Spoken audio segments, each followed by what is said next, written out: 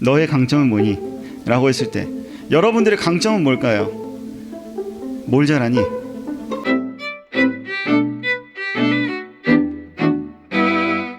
오늘은 어둠이 빛을 더 밝게 한다라는 말씀 제목으로 하나님의 은혜를 나누도록 하겠습니다. 혹시 여러분들은 뭘 잘합니까? 잘하는 거, 나만의 강점. 우리 고3 친구들이 면접하면서 굉장히 많이 생각했었던 것 중에 아마 하나일 거예요. 나는 과연 뭘 잘할까? 이제 질문을 하겠죠. 너의 강점은 뭐니? 라고 했을 때 여러분들의 강점은 뭘까요? 뭘 잘하니? 소통. 그렇죠. 좋습니다. 여기서 저하고 이렇게 소통하는 건 유일하게 지금 경태분인데 소통 잘하는 것 같아요. 여러분들은 진짜 잘하는 게 뭘까요?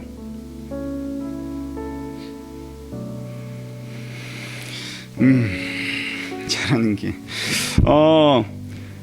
계속해서 시대가 변하면서 또 산업화 시대, 그리고 이제 이제 무슨 시대라 그러죠? 그거 4차 산업혁명 시대에 인간에게, 사람에게 명확한 기능을 부여하기 위해서 교육을 하고 전문적인 지식을 막 주입을 하고 기술을 막 화려하게 발휘할 수 있도록 육성해 왔어요. 잘 키워왔어요. 세상에서.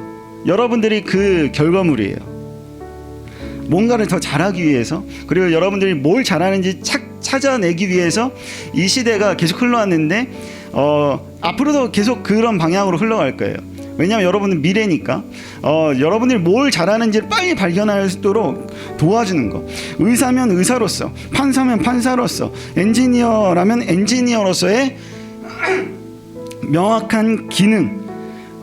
쉽게 말해서 얘를 쓸모있는 인간으로, 유용한 인간으로, 이걸 두 글자로 인재로 잘 키워내가지고 살게끔, 그래서 우리나라가 발전하게끔 그렇게 시대의 흐름에 맞춰서 여러분들이 잘 교육받고 잘 양육되어져 왔어요. 시대의 흐름에 따라서.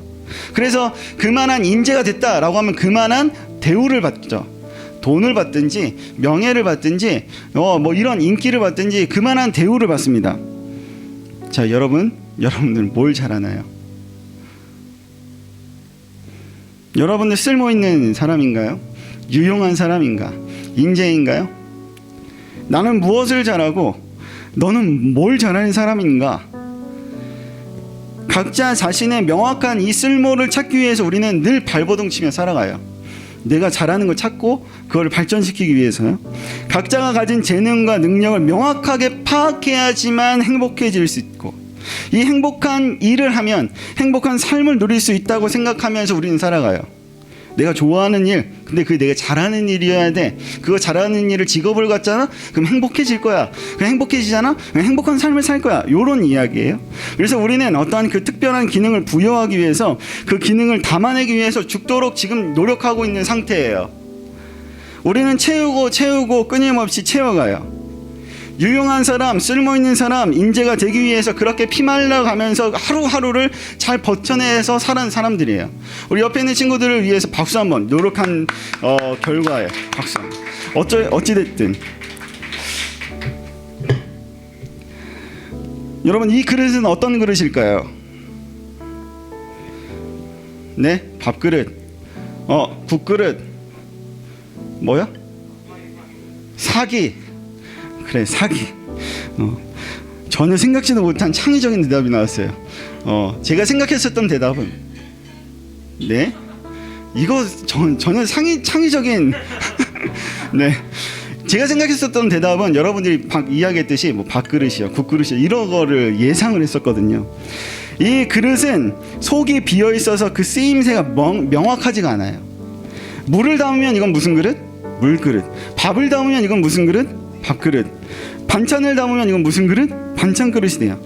그야말로 이걸 귀에 걸면 귀걸이, 코에 걸면 코걸이, 이런 게 되는 어떤 다목적인 그런 상태에 있는 거예요.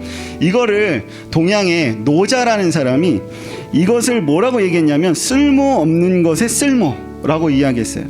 쓸모없는 것이 곧 쓸모 있는 것이 되고, 쓸모 없을수록 더 큰 용도로 쓰이게 된다는 거, 그릇의 쓰임은 어디에서 시작되냐면 그의 비움에서부터 시작된다. 비워져 있어야 그릇이 쓰일 수 있다는 거예요. 석이라는 목수가 있었습니다. 엄청난 목수였는데요. 이 석이라는 인물이 제자들을 데리고 제나라라는 곳으로 가는 길에 상수리 나무 한 그루를 보게 됐습니다. 그 크기가 얼마만큼 컸냐면 수천 마리의 소를 가릴 정도로 컸어요. 어마어마하게 컸어요. 그리고 그 굵기는 100아름 정도, 높이는 산을 내려다볼 정도로 산보다 컸다. 이런 어마어마한 큰 상수리 나무를 보게 됐어요. 가지 하나만 있어도 배를 만들 수 있을 정도로 어마어마한 나무를 보게 됐습니다. 당연히 너무 신기하니까 많은 사람들이, 많은 구경꾼들이 모여 있었음에도 불구하고 이 석이라는 사람은 그냥 거들떠 보지도 않고 쓱 지나갔어요. 그래서 이 석의 제자가 그 나무를 지켜보다가 이 스승인 석이라는 사람에게 이 훌륭한 제목을 그냥 지나쳐버린 이유를 물었어요. 그랬더니 이 석이 뭐라고 대답했냐면, 야, 저건 쓸데없는 나무야, 저건 쓸모없는 나무야 라고 이야기했어요. 그래서 왜요? 라고 묻자 이렇게 대답하죠. 배를 만들면 그 배가 가라앉고, 너를 짜면 곧 썩게 되고, 물건을 만들면 곧 망가지고, 기둥을 만들면 좀이 쓸게 돼. 이렇게 쓸모가 없었기에 그만큼 자랄 수 있었던 것이야 라고 이야기해요. 상수리 나무가 자신을 보존하고 사방의 생명을 품을 수 있을 정도로 크게 자랄 수 있었던 것은 그가 특정한 쓰임새가 없었기 때문이다 라는 거죠. 이렇게 쓸모없는 어떤 동네가 오늘 성경 본문에 등장해요. 전혀 쓸모없는 동네로 치부됐었어요. 이 동네는 나사렛이라는 동네였어요. 나사렛은 어떤 동네였냐면 당시에 이스라엘이 로마의 압제 침략에 막 허덕이는 상황 가운데 있었어요.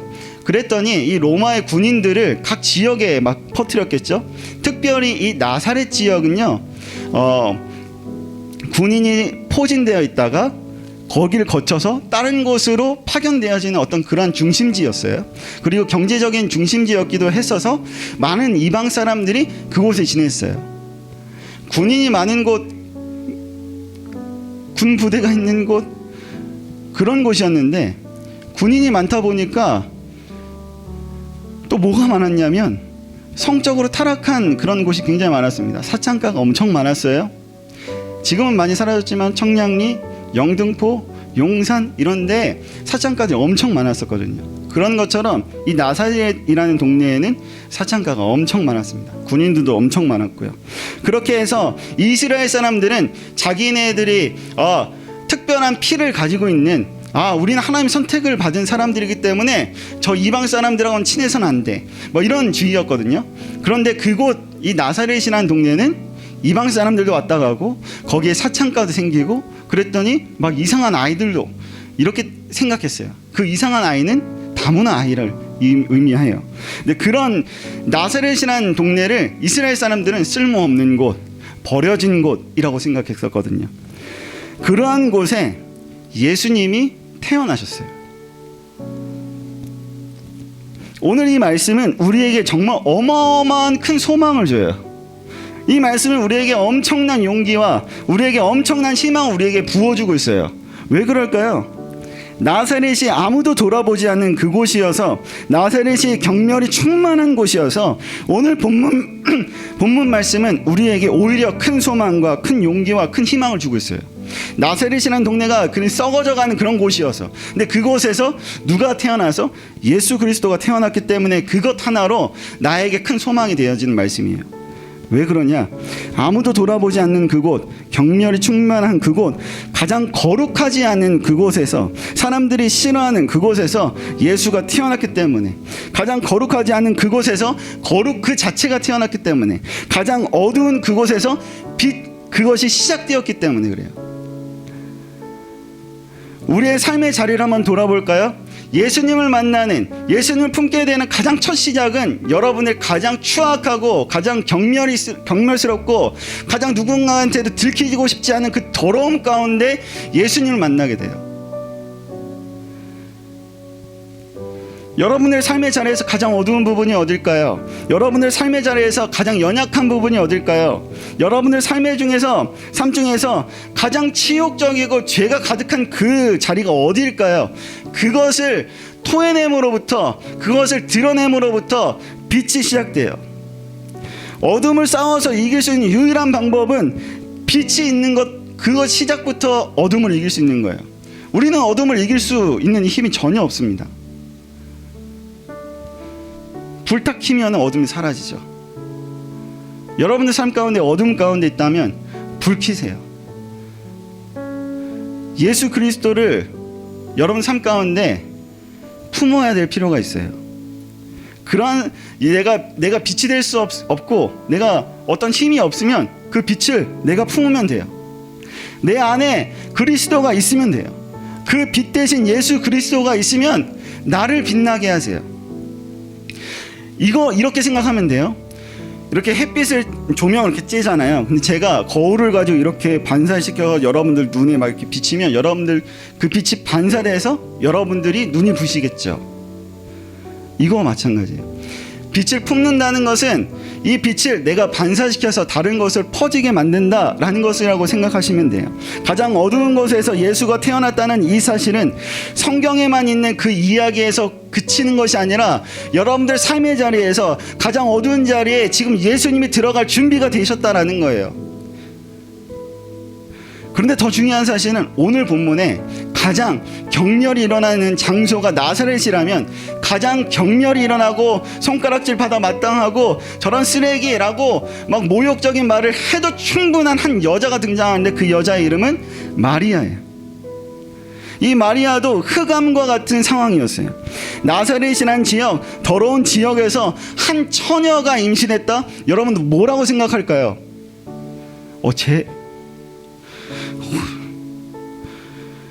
그러니까 아무나 하고 막 누구인지도 모르고 막 이렇게 될 거예요. 사람들이 처녀 이 마리아가 임신했다는 소식을 만약에 듣게 되었다면 그 사람들은 뭐라고 어떤 반응을 보일까요? 당시에 성적으로 타락했는데 그것이 들켜졌어요. 불륜을 저질렀는데 그게 드러났어. 그러면 그 사람 돌 쳐서 쳐맞아 죽습니다. 더러운 곳에 사는 더러운 니은이 지금 내 앞에 있어 라고 생각하면 그 사람 쳐다보지도 않고 돌을 던져 죽여요. 부정한 곳에서 사는 부정한 여자로 생각해요. 그 지역에 사는 다른 창녀들처럼 생각했을 거예요. 당시 마리아의 나이는 여러분들 또래였어요. 처녀가 임신했어요. 소녀의 나이였어요. 여러분 연령대에 임신했어요. 지금도 여러분 연령대에 임신했다라고 하면 여러분 어떤 생각이 들까요? 정말 끔찍한 일이에요. 사실 비난 중에 비난, 손가락질 받고 왕따 당하고 그 부모는 고개를 들고 다니기도 힘든 그런 끔찍한 상황이 아마 벌어질 거예요. 마리아는 얼마나 두려웠을까요? 얼마나 무서웠을까요? 얼마나 힘들었을까?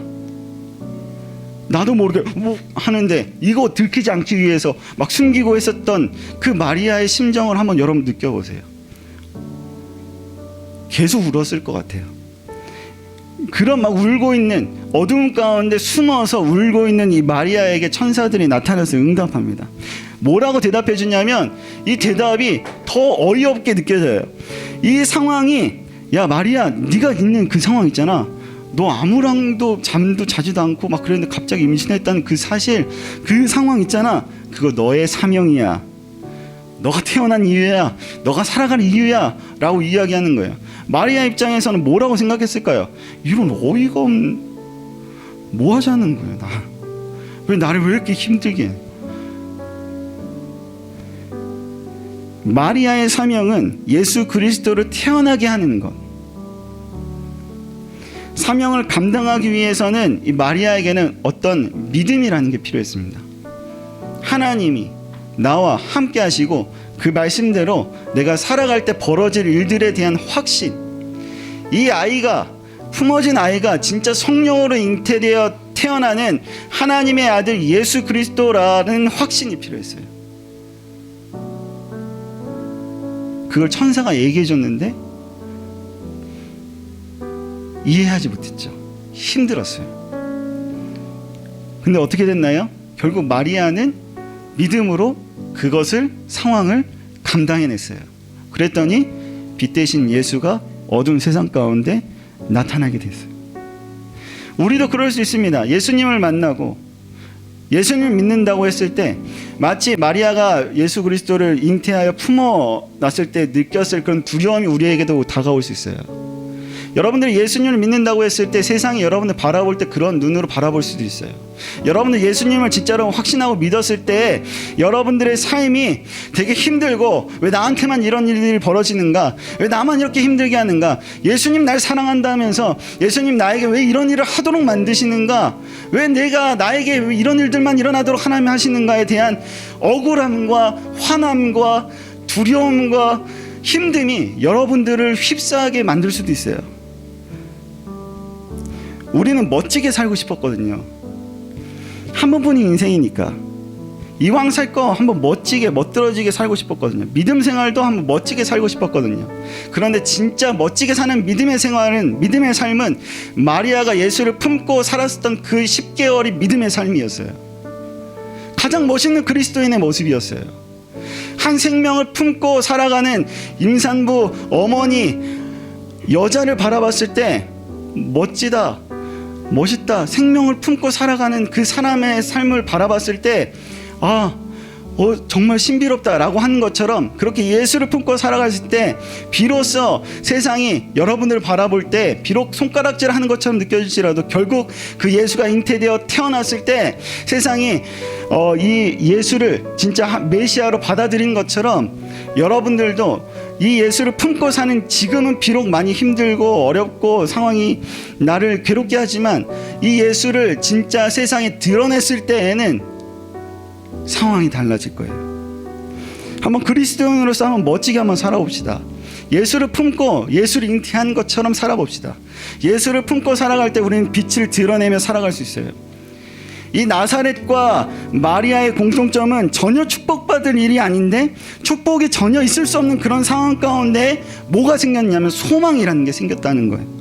그렇다면 내 인생에도 소망이 있지 않은가? 암흑과 같은 이 상황 가운데서도 소망이 있지 않는가? 이러한 나도 하나님께서 부르셔서 세상을 살아갈 소망과 이유를 알게 하시지 않을까? 라는 일말의 희망이 생겨요. 이 소망의 중심에는, 이 소망의 시작에는 누가 있어요? 예수 그리스도. 예수를 임신했을 때 마리아는 큰 축복보다는 고통이 더 컸을 거예요. 눈앞이 캄캄했을 거예요.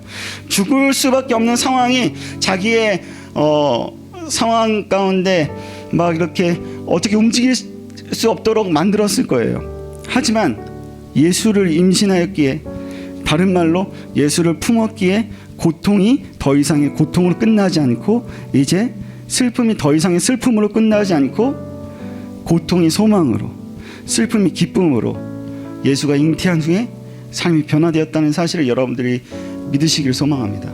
여러분들 그 마음으로 어두운 곳 가운데 예수를 품고 어두운 곳 가운데 오히려 뛰어들기를 소망합니다. 여러분의 가정이 어두운 부분 있잖아요. 예수를 품고 뛰어 들어가세요. 여러분들 학교 생활 가운데, 친구 관계 가운데, 혹은 여러분의 암담한 미래 가운데 예수를 품고 뛰어간다면 그곳에서부터 이제 슬픔이 끊어지고 기쁨이 샘솟는 일들이 벌어지리라 확신하리라 믿습니다. 여러분들의 모습과 여러분들의 말과 행동을 통해서 어두운 가운데 빛 대신 예수를 드러내기를 간절히 소망합니다. 오늘 이 마음